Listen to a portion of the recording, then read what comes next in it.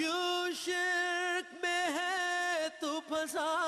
ہوا، کیوں نور سے تو دور ہے۔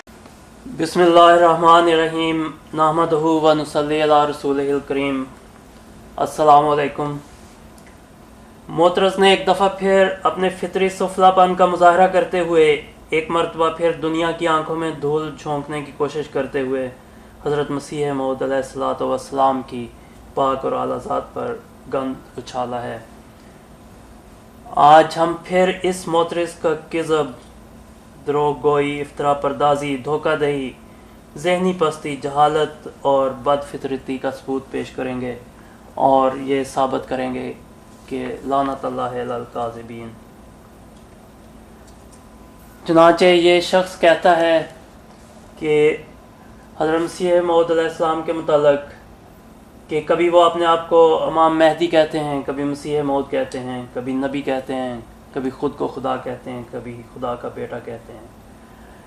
اور اس کی غلط بیانی کا اس سے اندازہ لگائیں کہ حضرت مسیح موعود علیہ السلام نے کبھی خود کو خدا یا خدا کا بیٹا نہیں کہا۔ یہ اس شخص کی اپنی ذہنی اختراع ہے، اور کسی احمدی کو اس بات میں کوئی شک نہیں کہ حضرت مسیح موعود علیہ السلام کا کیا دعویٰ تھا، اور ہم یہ جانتے ہیں کہ ان کا دعویٰ تھا اور جو ان کا الہام تھا کہ جری اللہ فی حلل الانبیاء، یعنی خدا تعالیٰ کا پہلوان ہے جو سب انبیاء کے لباس میں آیا۔ چنانچہ وہ خود فرماتے ہیں کہ میں کبھی آدم، کبھی موسیٰ، کبھی یعقوب ہوں، نیز ابراہیم ہوں، نسلیں ہیں میری بے شمار۔ چنانچہ یہ جری اللہ فی حلل الانبیاء یعنی خدا کا پہلوان تمام نبیوں کے لباس میں، دراصل خاتم النبیین کی تفسیر ہے۔ حضرت صلی اللہ علیہ وسلم جو خاتم النبیین تھے، خاتم النبیین کا ایک مطلب یہ ہے کہ ان پہ تمام گزشتہ انبیاء کی صفات جمع ہو گئیں، خواہ وہ حضرت ابراہیم تھے، خواہ وہ موسیٰ تھے، خواہ وہ حضرت آدم تھے، ہر کسی کی خوبی حضرت صلی اللہ علیہ وسلم کی پاک ذات میں جمع ہوئی تو وہ خاتم الانبیاء کہلائے۔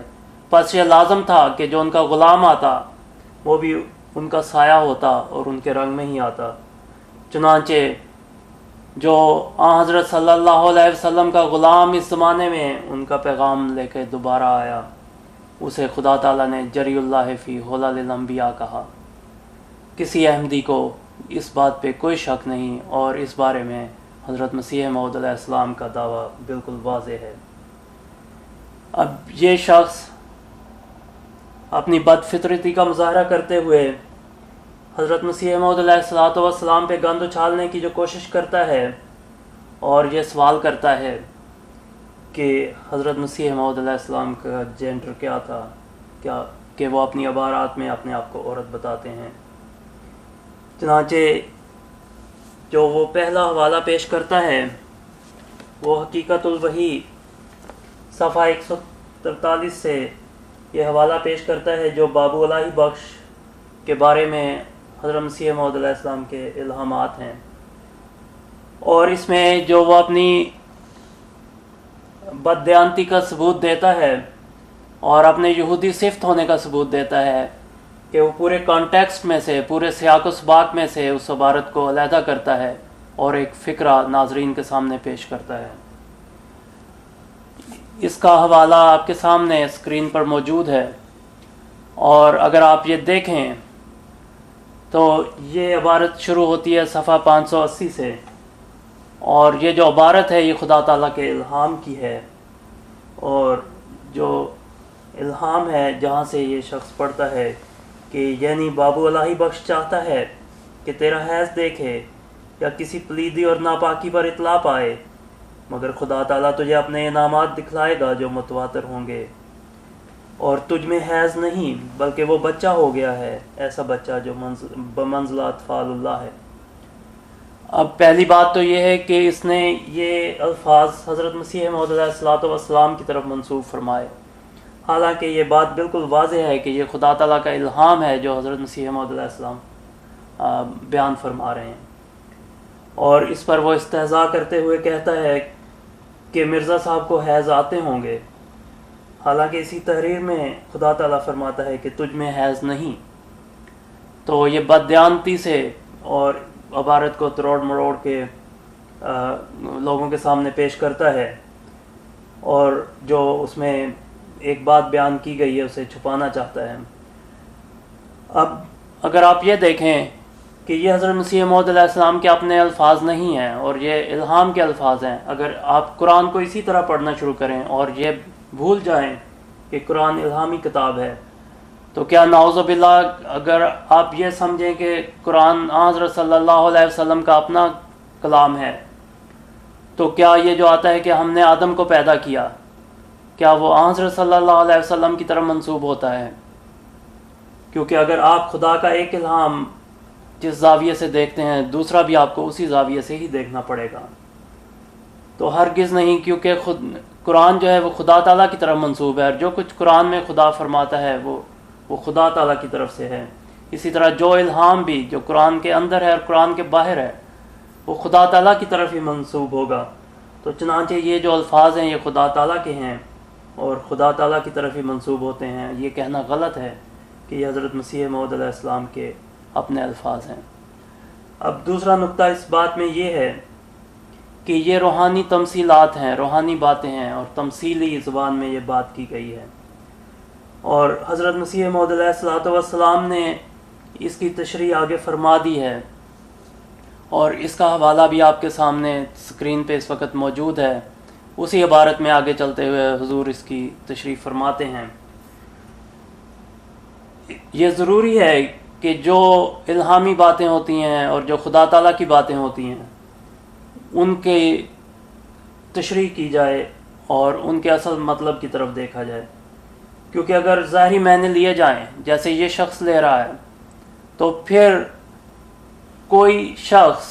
اور کوئی کلام جو ہے وہ گندگی سے پاک نہیں رہتا، اور جو گندگی یہ